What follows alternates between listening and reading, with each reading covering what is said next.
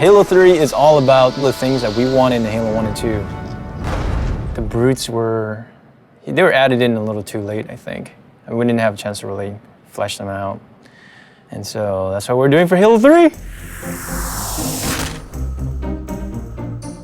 Nailing the flavor for a character is often very difficult. You sort of have to feel it out as you go.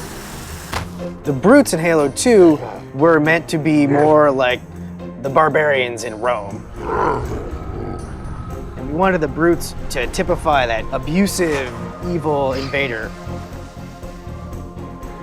But right from the start, the design of the brutes was not consistent about reinforcing that they're meant to be worthy adversaries for the player.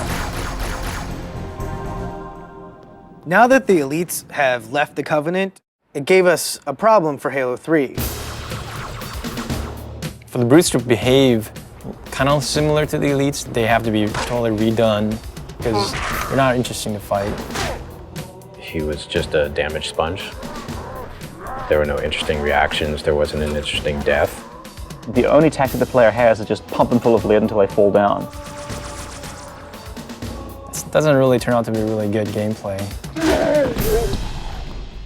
Going back and trying to recreate a character like this is one part art and one part science. And the art part is very difficult to understand just exactly how long it's going to take.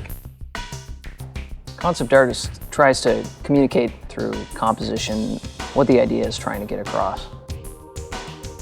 A lot of times the direction just gets narrowed down to, can you just make it look cool? The brutes originally looked a lot like Chewbacca. Like they were just big hairy guys with a bandolier.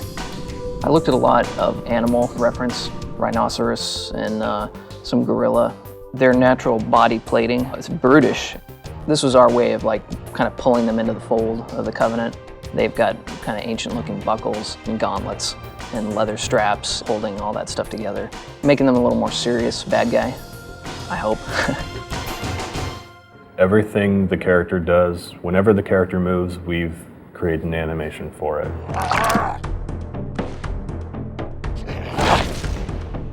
In which way that character moves, that kind of makes him unique. These days now we got our animation reference area upstairs.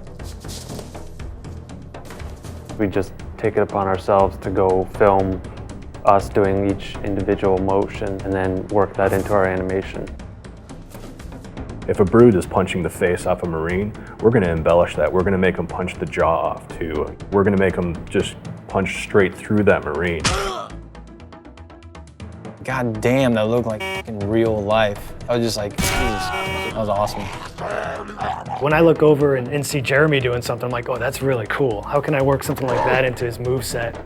It's exciting to see what Jeremy does tomorrow and what Bill does the next day. It's always a new... Me too. But not John.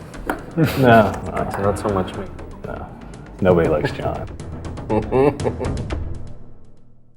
Players who are familiar with the brutes from Halo 2 will notice that these brutes are fully armed, fully equipped, and are not going to be pushovers.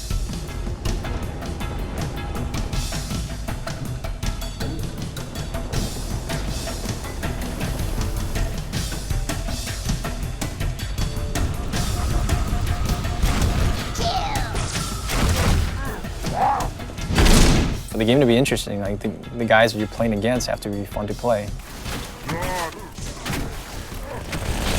Does the profile of the character create an interesting look from afar? Is it fun to shoot at him when he runs around? Do you see his limbs moving up and down because there's things jutting up from the sides? Rather than make them look like big dumb apes, we want to make them very brutal, pragmatic warriors. And that's really informed a lot of the visual design.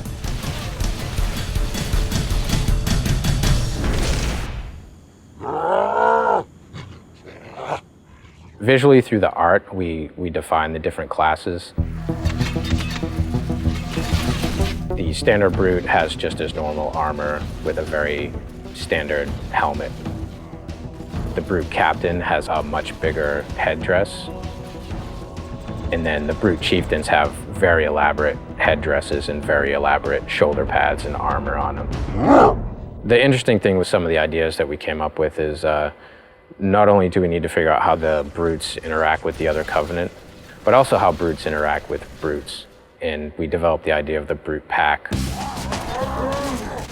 What makes it feel like two characters are aware of each other, deciding to do the same thing at the same time?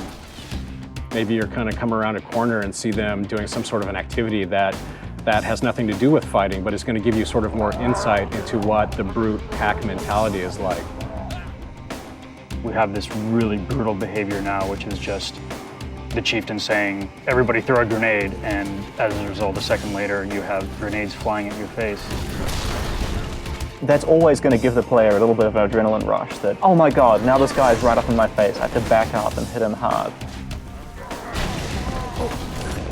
When the players kill him, they're like, oh man, I had to kill that guy. And then they go around a corner and there's like 4 more of them standing there, right? And they're like,